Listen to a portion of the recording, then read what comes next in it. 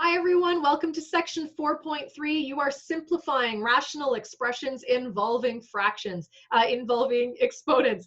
So we are just simplifying more algebra, more expressions. You're gonna see lots of fun stuff. I'm gonna pick a couple of the more challenging examples and then you can look at the textbook for some others. Online is lots of resources, so let's just do a few. I do like question number 3 because it's got a couple exponents and fractions going on, and then I want to look at number 5 because it's got a variable in there. So let's quickly look at this one over here. I do have an exponent on the outside, and sometimes I like looking at that and evaluating first, depending on what's going on in the question. But there's so much happening inside the brackets that I want to simplify that first. And if you also think about BEDMAS, we should be simplifying inside our brackets to follow those rules. So coefficients, remember, go with coefficients, and variable parts with variable parts. I have no other coefficients, so I'm just going to leave the 9 for now. Okay, and I'll deal with this exponent afterwards. X squared and x to the 1 over 3. So this top is being divided by the bottom, but I can only divide terms that have the same base, or divide powers that have the same base.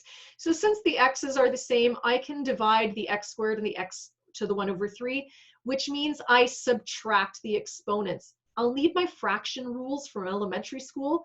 So 2 minus 1 over 3. Remember, you have to have a common denominator to subtract fractions. So my 2 becomes 6 over 3, and then minus 1 over 3. Okay, so I should get 5 over 3 on my x. So this becomes x to the 5 over 3. Now I'm just going to write it like this because I'm running, it's kind of hard to make it look neat here. And then my y, I'm going to have y to the exponent. Now I've got 1 over 3 minus 1. 1 over 3 minus 1. Again, when you subtract, you have to have a common denominator. So this is 1 over 3 minus 3 over 3. This should give you negative 2 over 3. Okay, so that's the exponent that goes on here. Okay. Now this whole thing is raised to this 1/2. Okay. Now, another thing to kind of keep in mind is because this inside fraction has a negative, when we evaluate that, all it's going to do is put our y variable on the denominator of a fraction. Okay. But what I'm going to do first is I'm going to take this 1/2 and I'm going to apply it to every term inside the brackets, okay? And then we'll deal with the radicals afterwards. So 9 to the exponent 1/2 is going to give us 3, remember, because 9 to the exponent 1/2 is the same as root 9, which is 3. X to the 5 over 3, raised to the exponent 1 over 2. This is your power rule. I'm going to multiply my exponents, so this will give us x to the 5 over 6, okay? And then this one over here, this is going to be y. Now, negative, I'll put this one down so you can see it. Negative 2 over 3 times 1 over 2. If you multiply and reduce, your 2's would cancel. This should give you negative 1 over 3. So negative 1 over 3. The only thing that we can reduce or simplify here is this negative sign. It will put the variable on the denominator.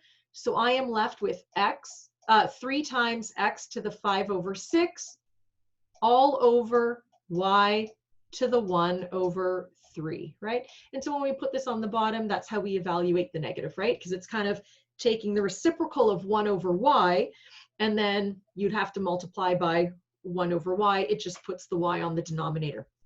Okay, so a little shortcut there. And then question 5 I wanted you to look at.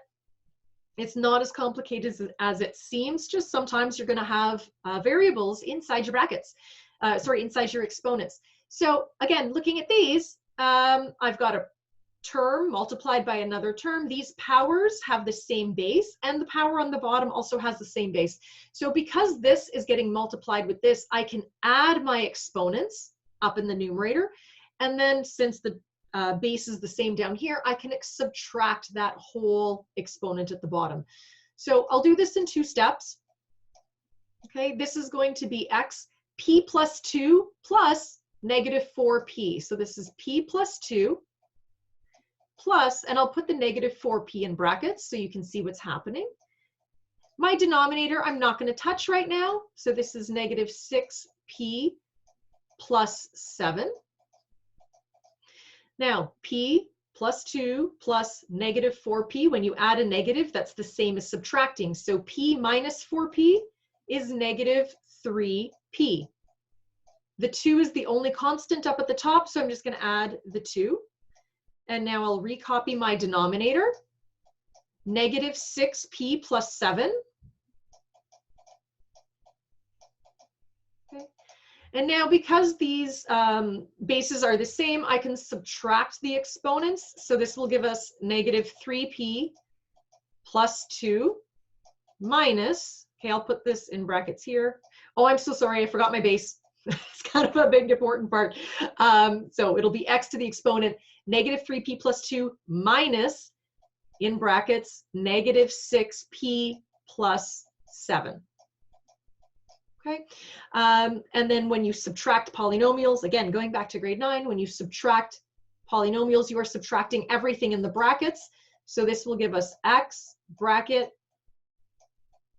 negative 3p plus 2 plus 6p minus 7, right? When you subtract, these signs are going to change. I don't actually need this bracket. It's just a habit, I'm sorry. Collect your like terms up in your exponent. So this is going to be x to the exponent positive 3p, because negative 3 plus 6 is going to be positive 3p. I don't need to put the plus sign. I'm just trying to drive a point home that it's positive. And then 2 minus 7 would be minus 5. Okay, and you've simplified it as much as you can. Okay, so you could have some nice kind of simplifications like that.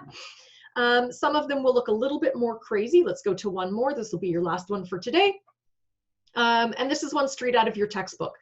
Okay, you have a rational exponent on the outside. It will have to apply to everything in the brackets, okay, top and bottom.